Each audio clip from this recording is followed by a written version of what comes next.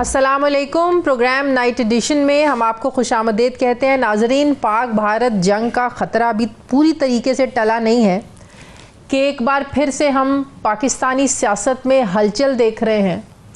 सियासी जमातों में डिवीज़न, फ़र्क, एक दूसरे के ख़िलाफ़ बयानबाजी, तनकीद वो देख रहे हैं। फिर ये ख़बरें आ रही हैं कि PTI तहरीक अदम एतमाद वफाकी हुकूमत के ख़िलाफ़ लाने का सोच रही है। सिर्फ यही नहीं, वो सोच रहे हैं कि पंजाब में भी ऐसा ही किए जाए, जिस पर हुकूमती हल्के ये चैलेंज कर रहे हैं कि PTI अपना ये शौक़ पूरा करके देख ले। PTI के जो अपने लोग हैं वो ही इनका साथ नहीं देंगे। ये स्पीकर कौमी असम्बली अयाज सादिक साहब बड़े जोश से और इन अदर वर्ड्स कॉन्फिडेंस से ये बात कर रहे हैं कि अगर PTI ये काम करती है तो इनके अपने लोगों ने इनका साथ नहीं देना। दूसरी तरफ पाकिस्तान तहरीक इंसाफ अदम एतमाद लाने पर कंफ्यूज भी नज़र आती है। कहीं से कहा जा रहा है कि नहीं, अभी इरादा नहीं है, अभी ऐसा कुछ सोचा नहीं है। असद कैसर साहब ये कहते हैं कि अभी लाने का फ़ैसला नहीं हुआ है, जब लाएंगे तो पक्का काम करेंगे, पक्के पैर आएंगे। ऐसे समय सवाल यह है कि PTI वाकई इस पोजीशन में है, इतनी उनकी कैपेसिटी है कि वो इस हुकूमत के ख़िलाफ़ तहरीक अदम एतमाद ला सके, या सिर्फ एक अपने आप को ज़िंदा रखने के लिए कि कुछ तो कर रहा है, कोई तो एज एन ऑपोजिशन एक्टिविटी होनी चाहिए PTI की, बस ऐसी खाना पूरी कर रही है पाकिस्तान तहरीक इंसाफ। क्योंकि ये तासुर तो है कि PTI का जो कारकुन है वो नाराज़ है, वो मायूस भी है, क्योंकि ज़ाहिर है PTI का कारकुन चाहता है कि इमरान खान को जेल से बाहर निकाला जाए। और वो 8 फरवरी के बाद से ही PTI का कारकुन ये एक्सपेक्ट कर रहा था कि ऐसी तहरीकें चलाई जाएं, एहतजाज शुरू हो, जिसके नतीजे में एक तो इनका मैंडेट मिले, इस हुकूमत को घर भेजें, और ऐसी तहरीक चले जिसके नतीजे में इमरान खान को जेल से बाहर निकालने पर यह हुकूमत जो है वो मजबूर हो जाए। तो कारकुन तो मायूस है। तो इसकी क्या वजह है कि पाकिस्तान तहरीक इंसाफ की जो लीडरशिप है वो एक तगड़ी किस्म की तहरीक चला नहीं सकी है, चला नहीं पाई है। फिर अंदर से ही आवाज़ें उठती हैं कि पाकिस्तान तहरीक इंसाफ की जो लीडरशिप है वो कॉम्प्रोमाइज्ड है, जिसका मतलब ये हुआ कि वो लोग नहीं चाहते कि ऐसी कोई तहरीक चले या इस हुकूमत को टफ टाइम मिले या इमरान खान को जेल से बाहर लाया जाए। तो अमली इक़दामात की कमी है, जो प्रैक्टिकल ग्राउंड रियलिटी, ग्राउंड पे चीज़ें नज़र आनी चाहिए, एक्टिविटीज़ नज़र आनी चाहिए, वो ऐसा नज़र नहीं आ रहा है। फिर अमरीकी डॉक्टर्स और ताजिर एक बार फिर पाकिस्तान आए हैं। आपको याद होगा कुछ महीने पहले अमरीकी डॉक्टर्स का एक ग्रुप आया था, इमरान खान से मुलाकात भी हुई थी, जिसके बाद ये शोर मचा था कि शायद अमेरिका की तरफ से एक स्ट्रॉन्ग जो लॉबी है वो रोल, बड़ा पॉजिटिव रोल और एक्टिव रोल प्ले कर रहे हैं इमरान खान की रिहाई के लिए। ये किस हद तक इमरान खान के लिए सूदिंग हो सकता है या उनके लिए मौसर हो सकता है, अमरीकी जो डॉक्टर्स हैं, जो ताजिर हैं, उनका यहाँ पर आना और इसके लिए एक्टिविटी करना, बात करना, ये कितना पॉजिटिव है। और दूसरा, पॉलीग्राफिक टेस्ट पर इतना शोर क्यों है? क्यों हुकूमत वज़ीद है कि इमरान खान का जो है वो पॉलीग्राफिक टेस्ट कराया जाए और पता चले कि इमरान खान झूठ बोल रहे हैं, सच बोल रहे हैं। और फिर जो है वो PTI भी कह रही है कि फिर नून लीग वालों को भी पॉलीग्राफिक टेस्ट हो जाए। क्या खेल तमाशा लगाया हुआ इन्होंने? मुल्क के और इतने मसाइल हैं, बजट आने वाला है, आवाम को आपने क्या रिलीफ देना है, इस पर किसी की तवज्जो है या नहीं? मैं बात करूँगी। मुझे इस्लामाबाद स्टूडियोज़ में ज्वाइन कर रहे हैं रुकने कौमी असम्बली शेर अफजल मरवत साहब। अस्सलाम वालेकुम। बहुत बहुत शुक्रिया मरवत साहब आपका। मरवत साहब, ये अदम एतमाद लाने की आवाज़ें बड़ी आ रही हैं, लेकिन PTI कहीं खामोश है, कहीं से आवाज़ें उठ रही हैं, फिर कंफ्यूज है। ये अदम एतमाद की तहरीक अगर स्पीकर के ख़िलाफ़ हैं तो मुझे इस पे हैरत इसलिए है कि हमारे साथ अगर किसी ने, एक शख्स ने अगर थोड़ा बहुत इंसान की नज़र से देखा है या हम पे दस्त शफ़क़त पे रहें, वो स्पीकर हैं अयाज सादिक साहब। अब मुझे इसकी समझ नहीं आती हैं, और बहुत सारे लोग हैं जिन पे अदम एतमाद लाया जा सकता है, जिन्होंने हमें कड़वी कसीली बातें भी सुनाई हैं, हमें दुत्कारा भी है। उनको छोड़ के उस शख्स पे और ये बात किसने की है मुझे इल्म नहीं है, किसी को एतमाद में नहीं लिया गया है, न कोई ऐसा मूव कभी डिस्कस हुआ है। ये सिर्फ अखबारी खबर समझ लें या रेटोरिकल स्टेटमेंट समझ लें, किसी की ख्वाहिश समझ लें। ख्वाहिश सादिक साहब के लिए नहीं हो सकती है। पीटीआई के लोगों का बड़ा क्लोज उनके साथ ताल्लुक। बिल्कुल, वो बड़े नफीस और शफीक इंसान है। हाँ। और हर एक को एहतराम देते हैं, हर एक के मसले ज़ाती तौर पे हल करते हैं। सारा दिन वो तफरीक नहीं करते, ये पीपल पार्टी से हैं, ये नून से हैं, ये पीटीआई से हैं, सबकी सुनते हैं, सबकी सुनते हैं। और मैंने देखा है हर एमएनए हमारा पीटीआई का जो है जाके उनको अपने मसाइल बताता है। खुद मैं वक्तन फ़वक्तन उनसे रुजू करता रहता हूँ। अच्छा, शफकत का हाथ रखते हैं। बहुत ज़्यादा शफीक इंसान है, मैं दिल से एहतराम करता हूँ। और मेरा ख्याल है एक नगीना है जो नून में पड़ा हुआ है। अच्छा, एक नगीना नून में पड़ा हुआ है, तो आप ये कह रहे हैं कि उनके खिलाफ लाने का कोई फ़ायदा नहीं, और बड़े लोग कोई हैं। फ़ायदा नहीं है, क्योंकि उसके लिए तो दिल से दुआ निकलती है उसकी। अच्छा, इसकी बदखाई तो हम नहीं चाह सकते हैं। तो फिर तो पैचअप और ये मुज़ाकरात की कहानी बहुत आगे तक चली जानी चाहिए थी अयाज सादिक साहब के होते हुए। अयाज सादिक साहब का उसमें कसूर नहीं है, उसमें भी कसूर या नाकामी या पीटीआई की नाकिस कारकर्दगी हमारी अपनी थी। लेकिन वो यही कर सकता था। उस पर वक्तन फ़वक्तन नून के लोगों ने जो है इल्ज़ाम लगाए हैं कि आपका झुकाव, एक किसी वक्त में तो पीटीआई में भी थे ना, तो उन पे ये झुकाव का कि जी आपको ज़्यादा उनको सर पे बिठाते हैं। तो ये जब मुज़ाकरात शुरू हुए तो ये मुज़ाकरात में अस खुद अपने तई किसी ने इसको नहीं कहा था। मैंने कौमी असम्बली में उठ के मुज़ाकरात की बात की थी और जिस पे इन्होंने नोटिस लिया, फिर इन्होंने हुकूमत से रजू किया, वज़ीर आज़म से बात की, और इसके बाद मुज़ाकरात का एक सिलसिला शुरू हुआ। खुद ये होस्ट बने, इनके दफ्तर में होती थी। तो उस वक़्त जो हमारी जानिब से जो मुज़ाकरात करनी है नहीं करनी है, रोक दें, वो जो नखरे थे ना खामखा में, कौन करता था? संजीदगी देखिए, हम आप अगर हमारे, और मैं आपके तवज्जुह से आपके सामीन को और पीटीआई के लोगों को कहना चाहता हूँ ना, 1.5 साल से अपने किए गए तमाम फैसले देख लें। जितने भी फैसले हैं उनकी स्क्रूटनी करें, कभी इनका एहतसाब भी करें। आपने जाना था हामिद रज़ा साहब से पहले आपने जाना था जो JUI के स्प्लिंटर ग्रुप है, मौलाना साहब जो उसमें हमने शमूलियत करनी थी, जो बलूचिस्तान से हैं, मौलाना साहब लंबे से, जी मेरे जहन से भी अब नाम निकल के शिरानी साहब, जी शिरानी साहब के साथ आपने शमूलियत करनी थी। उधर क्या हुआ? वो छोड़ के हामिद रज़ा साहब के साथ डिसाइड हुआ। हामिद रज़ा साहब ने टिकट दस्तखत की, अचानक जनाब तेले से जो है बैट्समैन निकल आया। क्यों आया, कौन लाया?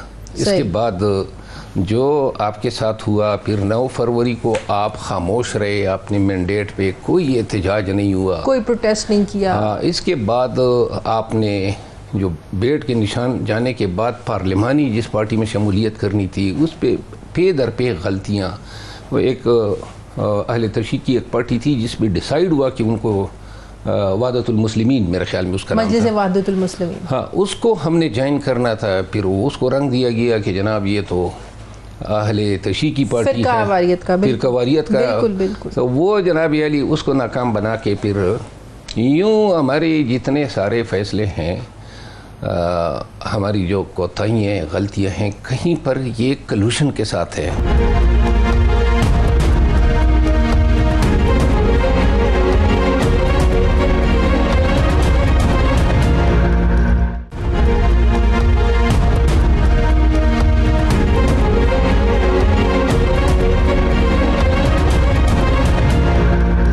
मरीफ साहब, आप कह रहे हैं कि पार्टी में एक ग्रुप ऐसा है जिसको ये सारी सिचुएशन सूट करती है। इन बातों का तो ये मतलब समझ में, मैं तो ये समझता हूँ कि हमारे जो चंद क्रूशल फैसले ऐसे हैं जो खान से करवाए गए और उन्होंने तबाही फेर दी पार्टी की। उन फैसलों में कौन से ऐसे फैसले थे? मिसाल के तौर पे ये मौलाना शिरानी साहब के पार्टी का फाइनल हुआ था, उसको छोड़ के फिर हामिद रज़ा साहब को छोड़ के बैट्समैन के पास आना, यानी ये अब इस फैसले पे कोई बोल ही नहीं रहा है किन्होंने करवाया, वो लोग किधर गए और उन्होंने कितना डैमेज किया पार्टी को। फिर 9 फरवरी को डिसाइड हुआ कि हमने मुल्कगीर एहतजाज देनी थी, आपका मैंडेट चोरी हुआ था, और रात तक आप जीत रहे थे, सुबह जनाब आपका मैंडेट चोरी हो गया। अब सवाल ये पैदा होता है किसी ने कॉल ही नहीं दी, कौन लोग थे जो प्रिवेल कर गए कि नहीं एहतजाज नहीं करना है। तीसरी बात यह है कि आपने 5 एहतजाज किए 8 फरवरी के बाद, कोई एक एहतजाज मंतकी अंजाम तक क्यों नहीं पहुंचा? आप नताइज क्यों नहीं ला सके? कोई आप मरवत साहब का इसके पीछे ये वजह तो नहीं है कि एहतजाज का जो 9 मई की एक एपिसोड थी वो इतना हावी हो चुकी हुई है एहतजाज तहरीक इन फैसलों पर कि पीटीआई भी शायद डर गई है नहीं कि कोई और 9 मई ना हो जाए? डर जो है ना, 9 मई को डर तो पैदा हुआ था वो तो पूरे पाकिस्तान के लोगों को नफ्सियाती तौर पर डराया गया। और फिर इसका बयान सबूत ये भी था कि जिन लोगों को गिरफ्तार किया गया, देखिए ना 48 घंटे में 10,000 लोगों की गिरफ्तारी, इसका मतलब है कि पहले से जो है लिस्टें मुरतब हो चुकी थी। तो 9 मई के बाद खौफ था, लोगों के घरों में घुस रहे थे, उठा रहे थे, न कैमरे की परवाह थी न पब्लिक तनकीद की परवाह थी। और जो सबसे हॉरेबल आस्पेक्ट था वो ये था कि ये वो वक्त था जब अदलिया जो है आहिस्ता आहिस्ता घुटने टेकती गई और जो भी शख्स रिहा होता था जेल के सामने से गिरफ्तार हो जाता था। अली मोहम्मद खान 14 दफ़ा गिरफ्तार हुए, शहरियार अफरीदी 12 दफ़ा वो गिरफ्तार हुए, और इस तरह एक लिस्ट है। मतलब ये है कि ये भी जताना था कि कोई चुड़ा भी नहीं सकता है गिरफ्तार होने के बाद कोई। और आज तक हम देख रहे हैं फौजी ट्रिब्यूनल के लोग जो थे, मिलिट्री ट्रिब्यूनल में जो गए थे, वो बेचारे अभी तक पाबंद सलाह। बिल्कुल, गंडापुर साहब तो बड़े दबंग इंसान है, वो उन्होंने ये सारे फैसले क्यों नहीं लिए? तहरीक चलाना और वो सारा स्ट्रॉन्ग 26 नवंबर का तो हमने देखा, फिर उसका जो हाल हुआ वो भी ढका छुपा नहीं है। गंडापुर साहब, ईमानदारी की बात ये है कि गंडापुर साहब जो हैं, जिस तरह मैं हूँ ना, मैं बहुत मायूस हूँ गंडापुर साहब से नहीं, पार्टी से इन फैसलों से। और ये मायूसी खुद इसकी आदत ने फैलाई है। पार्टी में इतना इंतशार है, इतनी नाइत्तेफाकी है। हर एक, जब हमारी पार्लिमानी कमेटी की मीटिंग होती है तो जनाब आली 5-6 लोग तो आपस में भिड़ जाते हैं, गालम गलोच। अच्छा। ये नंबर 1। नंबर 2, कुछ लोग अली अमीन खान के पीछे पड़े हैं, मेरे पीछे पड़े थे। अब मिसाल के तौर पे सलमान अकरम राजा साहब की मेरे साथ नहीं लगती थी, ये मैं उसे पसंद नहीं था। उन्होंने बयान दिया, मैंने जवाब दिया, तो जी उन्होंने कहा जी इसको निकाल दो। अगर पार्टी में हर दूसरा आदमी तीसरे आदमी के साथ जो है इख्तलाफ रखता है तो इसका ये हाल तो नहीं कि निकाल दो, तो कितने लोगों को निकालेंगे? पार्टी के लीडर का तो फर्ज ये है ना कि वो जनाब जोड़ता है। तो आपको राजा साहब के कहने पे निकाला? यकीनन उसको खुश करने के लिए, ताकि वो उस वक्त खुश हो जाए या उसके हिमायती खुश हो जाए। लेकिन मैं जो बात करना चाहता हूँ कि अली अमीन खान और आतिफ खान की मिसाल के तौर पे नहीं लगती है। अब एक के कहने पे दूसरे को तो नहीं निकाला जा सकता। बिल्कुल। तो कितने लोगों को, अभी ताज़ा तरीन ये सिंध का जो सदर है अलीम आदिल शेख और फिरदौस शमीम नकवी, ये आपस में जो हैं भिड़े हुए हैं। कितने लोगों को निकालेंगे? पार्टी के लीडर जो हैं लोगों के कहने पे दूसरों को निकालता नहीं है, दोनों को यह बिठा के मौके सुन के फैसले करते हैं। फिर आप ये ना कहें कि लीडरशिप का कसूर है, इसका मतलब लीडरशिप है ही नहीं। लीडरशिप हो तो ये सब कुछ ना हो, फिर आप ये कहें लीडरशिप ही नहीं है। लीडरशिप बेसिकली अपने ज़ाती स्कोर सेटल करने के लिए इतनी बावली और अंधी हो चुकी है कि वो खान से वो फैसले करवा रहे हैं जो पार्टी के में मायूसी पे और तबाही पे मंतज हो रहे हैं। अब आप देखें ना, ये वर्कर जो हैं आज मायूस क्यों है? वर्कर देख रहे हैं ना कि जो लोग या एहतजाज कर सकते थे या तहरीक चला सकते थे, उनको तो एक एक करके साइडलाइन कर दिया। बिल्कुल। तो अब कौन करेगा? ये खान को अंदर डिसइंफॉर्मेशन जाती है, डिसइंफॉर्मेशन भी, और साथ में बड़े तरीके से जो है खान का माइंड बनाया जाता है। एक शख्स एक बात कर लेता है, उसकी तईद दूसरा कर लेता है और उसकी तस्दीक तीसरा कर लेता है, और यूँ ये तरीक़ा वारदात है। और ये सारे फैसले, और ये भी जो इन्होंने ये पार्टी के अहम तंजीमें हैं यूथ का, अब मीना खान अफरीदी बड़ा अच्छा काम कर रहा था, 9 मई के बाद उसने बड़ा अच्छी परफॉर्म की, उसको हटा दिया, एक ऐसे शख्स को बना दिया जिसके बारे में पंजाब असम्बली के MPs ने, पार्लिमानी पार्टी ने किरादात पास की कि ये कहाँ से आ गया, कौन है ये। 8 फरवरी के इलेक्शन में PTI के खिलाफ किया। हमारे 9 MNAs जो फैसलाबाद से हैं उन्होंने कहा जी ये किस, अब अगर इस तरह के फैसले होंगे, अब इसकी एहतसाब क्यों नहीं होता है, पूछा क्यों नहीं जाता है, किसने कराए ये फैसले? इसी तरह कमल शोजब को ख़वातीन विंग का सदर बनाया, मुझे बताएं, पुरानी लीडरशिप जो है उसको आना चाहिए वापस। फवाद चौधरी साहब हैं, इस तरह और बड़े नाम हैं, वो आज भी अपने आप को पीटीआई का हिस्सा कहते हैं। वो कहते हैं कि अलग बात है कि मौजूदा लीडरशिप की वजह से, वो कहते हैं इमरान खान जेल में है, मौजूदा लीडरशिप है ही ना काम, ये सारी सिचुएशन इनको सूट करती है। ऐसे दबंग लोगों की वापसी होनी चाहिए। जो पुरानी क़ियादत है ना, हाँ, मिसाल के तौर पे असद उमर, हाँ, या फवाद चौधरी साहब, या मिफ्ता इस्माइल, देखिए ये एक बात तो हकीकत है ना, इन लोगों ने खुशी से तो पार्टी नहीं छोड़ी। 7-8 माह फवाद चौधरी साहब जेल भुगत चुके हैं। असद उमर साहब ने एक बड़ी अच्छी बात की, उसने मिफ्ता तो नून से थे। हाँ, मिफ्ता इस्माइल तो नहीं, मिफ्ता इस्माइल दूसरे जो हमारे गवर्नर साहब थे, जहांगीर क्या नाम था, अली इस्माइल साहब, हाँ इस्माइल सिंध से, जी हाँ जी।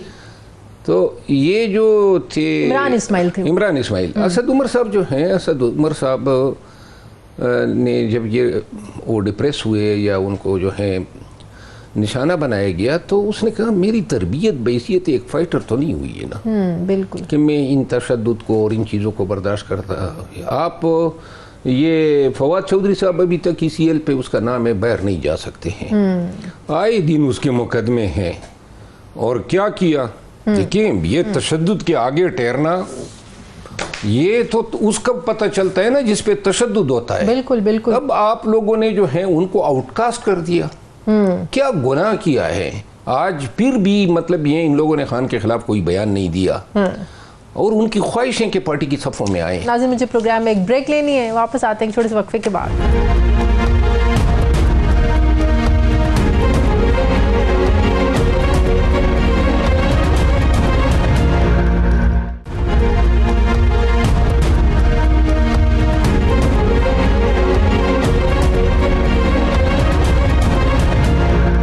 ब्रेक के बाद एक बार फिर से आपको खुशामदीद कहते हैं। आपको लगता है इमरान खान बाहर आएगा तो बड़ी खाड़ पिछाड़ होगी पार्टी में?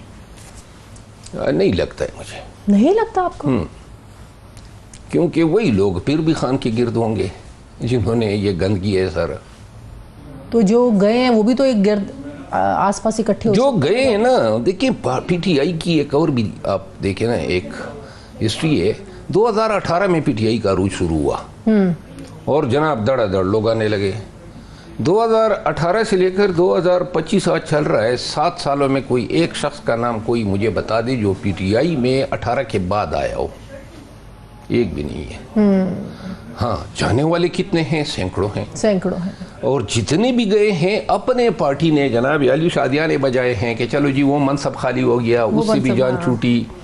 यहाँ PTI में सोच इस तरह है। 9 मई के बाद बहुत से लोगों ने मुझसे रजू किया, बड़े बड़े यानी कदावर सियासतदानों ने। वो चाहते थे हम PTI में आए, और जिस हल्के का होता था हमारा फैसला यह था कि वो सूबाई सदर और जो ज़िली तंजीम है उनको एतमाद। तो हम जब रजू करते थे एक को भी उन्होंने एक्सेप्ट नहीं किया, क्योंकि वो समझते थे कि जी फिर इनको सीट देनी पड़ेगी। तो लिहाजा हम आज तक एक शख्स को PTI में शामिल नहीं करवा सके जो इलेक्टेबल हो आज। और इसकी और ना आगे कोई हमें कोई सबील नजर आ रही है कि आगे कोई ये सोच बदलेगा कौन? हाँ। खान के पास खुद में गया, और जनाब अली बड़े ही नामवर सियासतदान हैं, उनकी बात मैंने की तो खान ने मुझे खुद कहा मुझे इलेक्टेबल नहीं चाहिए। अच्छा, अब खान साहब की सोच बदल गई है? उस वक्त की बात है जब ये जेल में थे और 9 मई ताज़ा हुआ था। तो अब वापस इलेक्टेबल्स नहीं चाहिए? नहीं चाहिए, लेकिन देखिए ना आपकी पार्टी तो सुकड़ जाएगी। आपको क़यादत में ऐसे लोग चाहिए। फवाद चौधरी जो है वो इंतहाई ज़ीरक आदमी है, वो उसकी तरह हमारी मौजूदा क़यादत में कोई एक भी नहीं बोल सकता है। मुदल्लिल गुफ्तगू करता है, बिल्कुल दलाइल के साथ गुफ्तगू करता है। फिर उसने अपने तई से लिया ना, बिल्कुल। तो लिहाजा उसका मुहासबा। अब बहुत सारे लोग ऐसे हैं उनको तो आपने ले लिया। मिसाल के तौर पे ये जो पिंडी रीजन का सदर है, ये हजरत पार्टी भी छोड़ गए, कंडेम भी कर गए, ट्वीट भी लगा दिया, और इसके बाद जनाब उसकी सिफारिश हो गई तो जनाब वो वापस भी आ गया, पिंडी का रीजन का सदर भी हो गया। बिल्कुल ऐसे ही है। और ये एक नहीं है, मैं ऐसे 10 और मिसालें दे सकता हूँ। मुझे बताएं कि मुज़ाकरात कोई बैकडोर कोई चल रहे हैं? मुज़ाकरात तो बैकडोर वक्तन फ़वक्तन चलते आए हैं, और बैरिस्टर गौहर और सरदार अली अमीन खान, इन दोनों के साथ राब्ते में हैं।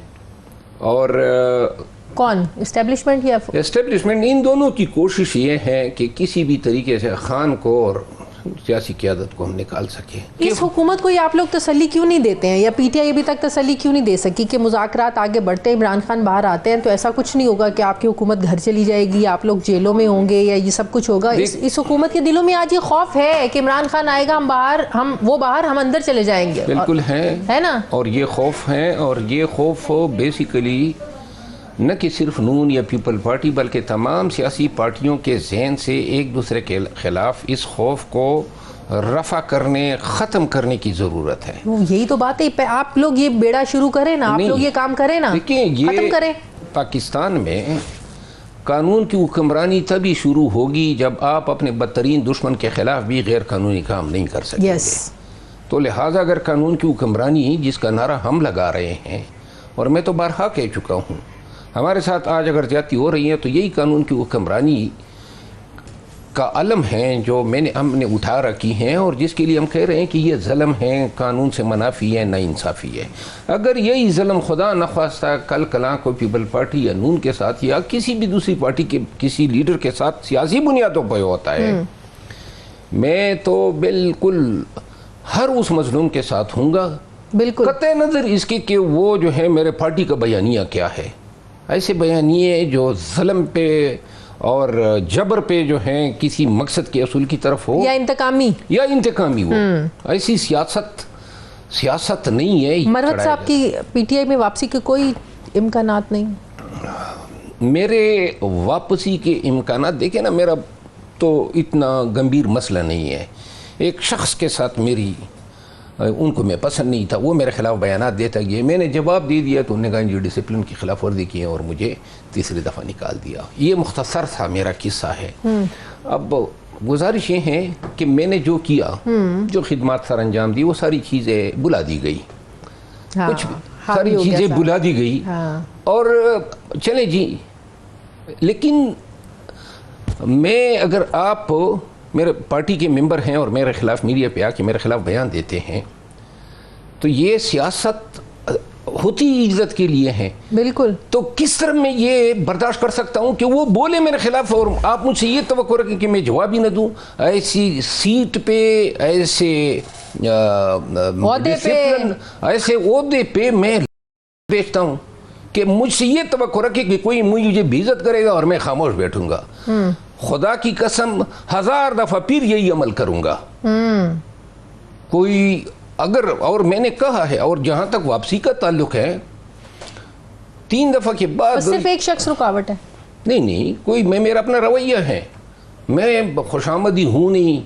मैं जो है ये पार्टी में यहाँ पे खुदा गवाह हैं, लोग डिमी गार्ड बने हुए हैं, गलत फहमी है उनकी, जिन्होंने कुछ नहीं किया, जो छुपे हुए थे, आज जनाब लीडर बन के सामने आ रहे हैं। तो लिहाजा, और वो साथ में ये भी चाहते हैं कि जनाब आप देखें ना, गुज़िश्ता 4-5 माह से पार्टी की सियासत पे एक मखसूस ग्रुप का कब्जा आपको नजर आ रहा होगा जी, और ये कब्जा मजीद मजबूत होगा अच्छा आने वाले दिनों में। अब बहुत सारे लोग ऐसे नुकसान होगा पार्टी, बहुत सारे लोग हैं जो बहुत दिल बर्दाश्ता हैं, अच्छा, लेकिन चूंकि वो निकाले नहीं गए हैं तो अभी तक खामोश है। वरना तो खामोशी टूटेगी तो निकाले जाएंगे। खामोशी तभी टूटेगी जब एक दफा उन और वार इन पे होंगे। अच्छा। देखिए आजकल सोशल मीडिया जो है वो बड़े ही मीठे अंदाज में इनको कुछ लोग हैं पार्टी में ऐसे जो लीडरशिप के रवैयों से तंग आकर पार्टी से जाना चाहते हैं, कुछ लोग नहीं है, तमाम इलेक्टेड एमएनएस रवैया आप देखें ना जी, ट्रीटमेंट इस तरह होती है जैसे घर का नौकर हो। उस दिन उन्होंने कहा जी आपने इस्लामाबाद हाई कोर्ट आना है, तो साथ में एक थ्रेटनिंग मैसेज है कि जो नहीं आएगा उसको टिकट नहीं दिया जाएगा। कोई अपनी लीडरशिप, यानी हम अपने खान के साथ इखलास पे लोग आते हैं, उसकी मोहब्बत में आते हैं, टिकट क्या चीज़ हुआ या ये थ्रेट क्या चीज़ हुआ, और ये थ्रेट पहली दफ़ा नहीं है। अच्छा, कहीं भी इकट्ठा करना हो हमेशा थ्रेट होता है। अच्छा, यानी आप हाई कोर्ट में खान की पेशी है, अगर नहीं आएंगे साथ में ये लिखा होता है अगली दफा टिकट ही नहीं है, टिकट नहीं है, या फिर जो है उसको शोकाज दिया जाएगा। यानी इस तरह पार्टियां चलती है। स्कूल के बच्चों की तरह चला रहे हैं। स्कूल की बच्चों नहीं, तवीन है। इसमें तवहीन का पहलू है। ये MNAs हैं, MPs हैं, इलेक्टेड लोग हैं, बेशक खान के नाम पे लोगों ने वोट दिया है, लेकिन ये आपकी पार्टी का फेस है। इनको इस तरह क्यों ट्रीट करे? मैं आपको अपनी मिसाल दूं ना, मेरे साथ यानी कि किन रवैयों ने जो हैं हमें ऐसे रिएक्शन पे मजबूर किया, यानी मार भी खाएं, पर्चे भी खाएं, जेलों में भी जाए, घर भी गिराए जाए, तमाम तकलीफ भी सहे, फिर ऊपर से जनाब अली लुग़ियात भी सुने। यानी क्यों सुने? सही, ये कौन सी मतलब है? और आप ये रवैये पीपल पार्टी में आपको नजर आएंगे? आपको पीपल पार्टी या नून की सोशल मीडिया नजर आएगी जो राना सनाउल्लाह या ख्वाजा आसिफ साहब के पीछे लगी हो? हमारी सोशल मीडिया बैरिस्टर गौहर की किरदार कुशी में आजकल मसरूफ है, क्योंकि कुछ लोग चाहते हैं कि बैरिस्टर गौहर जो है उसको माइनस किया जा सके, तो उस पे काम हो रहा है। अपने ही हथियार को अपने लोगों के खिलाफ अली अमीन खान जिसने 5-6 कामयाबी से एहतजाज किए, पैसे खर्च किए, लाजिश, उसके खिलाफ भी चल रहा है। उनको जनाब अली अपने वर्करों की नजरों में गिराया जा रहा है और बड़ी सिस्टमेटिकली यूट्यूबर लगे हुए हैं।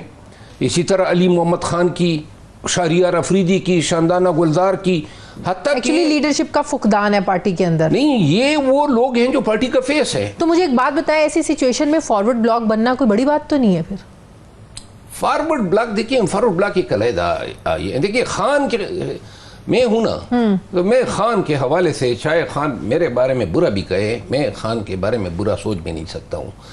अगर खान की पार्टी के खिलाफ फॉरवर्ड ब्लॉक बनाना मेरे लिए या किसी भी ऐसे शख्स के लिए जो दुत्कारा गया हो, हम फिर भी नहीं सोच सकते हैं। कोई भी नहीं सोच सकता। बिल्कुल सही। बहुत बहुत शुक्रिया, बहुत शुक्रिया। मेरे साथ मौजूद थे शेर अफजल मरवत साहब, रुकने कौमी असम्बली। बहुत शुक्रिया, आपने वक्त दिया। नाज़रीन, मुझे प्रोग्राम में एक ब्रेक लेनी है, वापस आते हैं छोटे से वक्फे के बाद।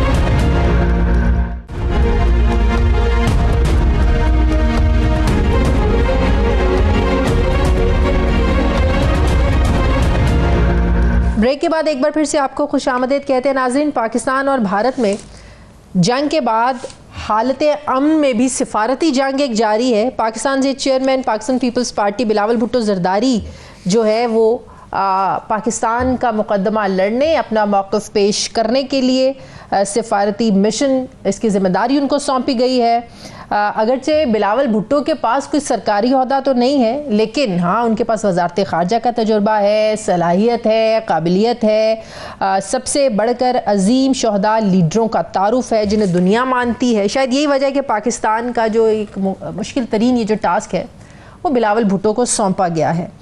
बिलावल भुट्टो की सिफारती टीम में हैरानगी है और इस पर तनकीद भी बड़ी हो रही है कि PTI के अलावा बाकी तमाम पार्टियों से लोगों को शामिल किया गया है। मुस्लिम लीग नून से डॉक्टर मुसद्दिक मलिक हैं, खुर्रम दस्तगीर है, शेरी रहमान साहिबा हैं, हिना रबानी खर हैं, MQM के फैसल सब्जवारी हैं, साबिक सेक्रेटरी खारजा तहमीना जंजुआ, जलील अब्बास जिलानी, ये सब लोग शामिल हैं।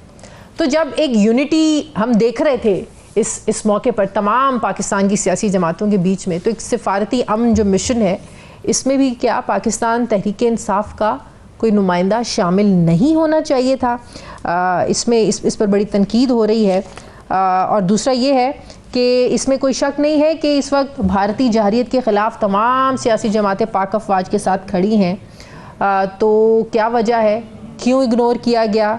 और पाकिस्तान तहरीक इंसाफ के साथ पाकिस्तान पीपल्स पार्टी का मौक़िफ़ हमने नरम लहजा ही देखा है, नरम गुफ्तगू ही देखी है। मुस्लिम लीग नून का रवैया हमने सख्त देखा है। तो पाकिस्तान पीपल्स पार्टी तहरीक इंसाफ के साथ मुज़ाकरात के हवाले से, इनको पॉलिटिकल स्पेस देने के हवाले से क्या सोचती है, मैं बात करूँगी। पाकिस्तान पीपल्स पार्टी के मरकज़ी सेक्रेटरी इत्तलात नदीम अफजल चंद साहब मुझे ज्वाइन कर रहे हैं। बहुत शुक्रिया। अस्सलाम वालेकुम चंद साहब, मेरी आवाज़ आ रही है आपको?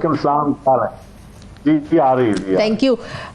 चंद साहब, क्या ये पाकिस्तान पीपल्स पार्टी ने ये मशवरा नहीं दिया कि इतना इम्पॉर्टेंट मिशन है, तमाम सियासी जमातों की नुमाइंदगी है, और ऐसे मौके पर जब तमाम सियासी जमातों में यूनिटी है, एक यकजहती हमें नजर आई, PTI का नुमाइंदा भी इस ग्रुप में शामिल होना चाहिए था? देखिए जी, मैं समझता हूँ बड़ा अहम इशू है जो आपने उठाया है। इसकी ग्रुप की सरबराही यकीनन बिलावल भुट्टो साहब को दी गई है या उनको हुकूमत की तरफ से कहा गया है, लेकिन ये मैं बड़ा क्लियर करना चाहता हूँ कि पीपल्स पार्टी को कोई एतराज़ नहीं है। हुकूमत जो भी टीम बनाना चाहे, जो टीम भेजना चाहे, एक ग्रुप की सूरत में या दो ग्रुप्स की सूरत में, पीपल्स पार्टी को उस पर कोई इतराज़ नहीं। और मैं समझता हूँ कि ये हुकूमत का अपना फैसला है। तो आप लोग हुकूमत में नहीं है जी? आप लोग हुकूमत में नहीं है? आप लोगों के मशवरे नहीं चलते? नहीं, हम हुकूमत का हिस्सा बिल्कुल नहीं है। हम उनके ताज़ी जरूर हैं, हमारे वोटों से हुकूमत बनी है। हुकूमत का हिस्सा वो होते हैं जो कैबिनेट में हो, जो डिसीजन मेकिंग में हो, जो पॉलिसी मेकिंग में हो, वो हुकूमत का हिस्सा होते हैं। हम ट्रेजरी बेंचेस का हिस्सा जरूर हैं, लेकिन हम हुकूमत का हिस्सा नहीं है। सही, लेकिन इतना इम्पोर्टेंट मिशन जाहिर है आपको बिलावल साहब को सौंपा गया है। हिना रबानी खर साहिबा उसमें शामिल हैं और लोग भी पीपल्स पार्टी, शहरी रहमान साहिबा शामिल हैं। तो ये अपोजिशन के लोगों को तो नहीं इसमें रखा गया, तो इसका मतलब आप हुकूमत का हिस्सा है, हुकूमत में शामिल है, इसीलिए आप लोगों को प्रायोरिटी मैं समझता हूँ कि नहीं, मैं आप देखिए आपका दो पॉइंट है। एक है कि उनको शामिल क्यों नहीं किया गया, क्या इसमें पार्टी का सिर्फ हुकूमत की जमात शामिल है? ये देखिए, ये मैं समझता हूँ कि ये पाकिस्तान मुस्लिम लीग नवाज की हुकूमत का फैसला है। सही, उन्होंने बिलावल साहब को कहा, क्योंकि बिलावल साहब के जैसा उनके पास जो नैरेटिव को आगे लेके चलने वाला है, साबित हुआ है पिछले 20 दिनों में, 25 दिनों में, जो जंग के दिन थे, कि पाकिस्तान का नैरेटिव जिसने पूरी दुनिया को समझाया है कि हम दहशतगर्दी का शिकार मुल्क हैं, हम फेयर इंक्वायरी चाहते हैं, हम पहलगाम हमले की मजम्मत करते हैं, उसी तरह मजम्मत करते हैं जिस तरह हम बलोचिस्तान, कम्युनिकेशन जाहिर है उनकी स्ट्रांग है, लैंग्वेज बैरियर कोई नहीं है। वो एक पूरी दुनिया से जो फीडबैक का मिला हुकूमत को, उसके बाद उन्होंने फैसला किया। वरना इससे पहले उनके अपने वज़राए खारजा हैं, उनकी अपनी टीम है, वो उनके पास एक पूरी हुकूमत है। मेरे ख्याल में उनको ये हुकूमत का फैसला है, इसमें और कोई हमारा कोई इसमें इनपुट नहीं है कि किसी को शामिल कीजिए। हाँ, लेकिन पीटीआई का एक जो लेकिन कि पोलिटिकल वर्कर होने की हैसियत से किसी अहम ब्रीफिंग में या किसी अहम मीटिंग में वो नहीं आते। जो भी ब्रीफिंग हो, इन कैमरा ब्रीफिंग हो या कोई कमेटी की ब्रीफिंग हो जो नेशनल सिक्योरिटी के ऊपर है, उससे वो कहते हैं कि बाइकाट कोई ना कोई बहाना बना लेते हैं। जब आप अपने केसेस के हवाले से या अपनी पॉलिटिकल पोजीशन के हवाले से आप चीजों को इस हवाले से आप एक्सप्लॉइट, लेकिन उनका एक पॉइंट ऑफ व्यू है ना, एक तरफ हमारे लोगों को गिरफ्तार करें, मुकदमे बनाएं, उठा के जेलों में फेंकें, तो हमसे फिर क्या एक्सपेक्ट करेंगे? देखें, शहीद जुल्फ़िकार अली भुट्टो को रियासत ने और सुप्रीम कोर्ट ने फांसी लगाया था, तो हम आज तक क्या ज़ियाउल हक की सजा आज के पाकिस्तान को देते फिरे? कुछ चीजें होती। तो मेरे ख्याल में पीटीआई के साथ नहीं है, कई जगहों पे ज्यादती हो रही है, लेकिन वो ज्यादती का बदला आप रियासत से तो ना लें, आप मुल्क से तो ना लें, at the cost of country तो आप ना लें ना। तो चंद साहब, मुफाहमत की फजा कैसे बन सकती है? पाकिस्तान पीपल्स पार्टी तो मुफाहमत की चैंपियन है, मुफाहमती रवैया जो है वो पाकिस्तान पीपल्स पार्टी में हम देखते हैं, तो पाकिस्तान तहरीक इंसाफ की तरफ ये क्यों नहीं हमें नजर आता है वो रवैया पाकिस्तान पीपल्स पार्टी का? देखें, इसमें दो वजूहत है। एक बैकग्राउंड आपको समझा दें कि इससे पहले आसिफ अली जरदारी साहब ने जो असेंबली में स्पीचेस की थी पिछले इतवार में, वो उठाकर देख लें। हालांकि जो भी पार्टी का, लेकिन उसके बावजूद पीपल्स पार्टी ने हमेशा उनके लिए नरम रवैया रखा, उनको कई मामलों में रेस्क्यू किया। इलेक्शन के बाद जब पीपल्स पार्टी के दौर में जब पीडीएम बनी थी, पता है पीडीएम हमें छोड़नी पड़ी। सारे जो बातें कहते थे कि आप इस्तीफा दें, हुकूमत खत्म हो जाएगी। पीपल्स पार्टी वायद बिलावल भुट्टो साहब तक तो अड़ गया कि नहीं, हमने असेंबली से इस्तीफा नहीं देना। पीटीआई की हुकूमत थी, सिग्नलिंग होती है ना। उसके बाद हुकूमत, पीटीआई की हुकूमत ने पीपल्स पार्टी के साथ क्या किया, फरियाल बीबी को उठा लिया, आसिफ अली जरदारी को जेल भेज दिया, बशीर मेमन के लिए तालियां बजाते रहे कैबिनेट में। देखिए, उनको हुकूमत का मशवरा दिया, लेकिन वो फिर भी पीछे हट गए। वो पता नहीं किस एजेंडे पे थे। जब पॉलिटिकली अल्टीमेटली वो हुकूमत लेना चाहते हैं, पॉलिटिकल फोर्सेस से तो वो लेना नहीं चाहते। 8 फरवरी को जो कुछ हुआ वो अवाम की ताकत से हुआ। आज जो हुकूमत बैठी है वो अवाम की ताकत से बैठी है। चंद साहब, बिलावल साहब ने स्पीच नहीं की थी कि हम फार्म 47 वाले नहीं हैं, हम इसके बेनिफिशियरी नहीं हैं। चेयरमैन बिलावल ने, आपने स्पीचेस नहीं सुनी इन पिछले दिनों में, इससे पहले नहीं सुनी। तो किन के वोटों से सदर तो किन के वोटों से सदर बने? आम 47 वालों के वोटों से सदर नहीं बने। बैठा हूँ सेंटर पंजाब से हाईएस्ट वोट मेरे हैं। अब देखें सदर की सीट अगर हम इलेक्शन न लड़ते सदारत का, लड़ते जरूर हम छोड़ देते इस बुनियाद नहीं, हम इस बुनियाद पे छोड़ देते। 85 वाली गलती करते, जो 85 में पीपल पार्टी ने गलती की थी, आज फिर बाइकाट करते कि जी इलेक्शन फेयर नहीं है तो हम बाइकाट करते। लेकिन उसूलों पे खड़े रहते ना, उसूलों पे खड़े रहते ले तो एक प्रेसिडेंट तो सेट कर दिया ना आप लोगों ने कि क्यों हम ये जमहूरियत को क्योंकि लेके चल रहे हैं, तो भले फॉर्म 47 वालों को वोटों की हमें जरूरत पड़े तो हम उनको साथ मिला ले। प्रेसिडेंट तो कहीं ना कहीं सेट हो गया। देखिए नहीं, मेरी बात सुने, इस मुल्क में बड़े बड़े प्रेसिडेंट हैं, बड़े बड़े खिलवाड़ हुए हैं और पीपल्स पार्टी के खिलाफ हुए हैं। आप पीपल्स पार्टी सिर्फ सिस्टम लड़ाई इस्टेब्लिशमेंट से नहीं लड़ना चाहती, तो यहाँ लोगों को ये तकलीफ है कि पीपल्स पार्टी क्यों नहीं लड़ रही। ये सारे समझते हैं कि पीपल्स पार्टी को लड़ा के फिर खुद तो हुकूमतें लेते रहे, खुद हुकूमतें बनाते रहे, खुद बेनिफिशियरी बन जाए। वोट को इज्जत दे के नजरिए लोगों ने छोड़ दिए, बड़े बड़े काम छोड़ दिए। पीपल्स पार्टी अपनी पॉलिसी पे खड़ी है कि हम समझते हैं पार्लियामान को मजबूत होना चाहिए, फ्री एंड फेयर इलेक्शन होना चाहिए, सूबों को आपस में ना लड़ाए। हमारी पॉलिसी तो आज भी वही है। तो पीटीआई का मुतालबा सही है फिर, फ्री एंड फेयर इलेक्शंस होने चाहिए, इमरान खान को बाहर निकालें, फ्री एंड फेयर इलेक्शंस होने चाहिए। बिल्कुल मुतालबा सही है, बिल्कुल मुतालबा सही है, इसमें कोई शक नहीं है। हमारा इलेक्शन कमीशन बिल्कुल आइडियल नहीं है, बिल्कुल फजूल इलेक्शन कमीशन की कार्रवाइयां थी। हमारा जुडिशियल सिस्टम बिल्कुल आइडियल नहीं है, इसमें कोई शक नहीं है। लेकिन इसको ठीक किसने करना है? क्या पीटीआई ये सारा कुछ ठीक गेट नंबर 4 से करना चाहती है? अब शुक्र करें गेट नंबर 4 वाले खुद कह रहे हैं कि आप कॉन्स्टिट्यूशनल एवेन्यू 1 पे जाएं, पार्लियामान की तरफ जाएं। सही। तो हम सियासतदान फिर किधर दौड़ते हैं। सही। बहुत शुक्रिया। पाकिस्तान पीपल्स पार्टी के मरकजी सेक्रेटरी इत्तलात सीनियर पॉलिटिशियन नदीम अफजल चंद साहब मेरे साथ है। बहुत शुक्रिया चंद साहब, आपने वक्त दिया। नाज़रीन, प्रोग्राम का वक्त खत्म हो गया, फीडबैक दें, अपना ख्याल रखें, मुझे इजाज़त दें, अल्लाह हाफिज़।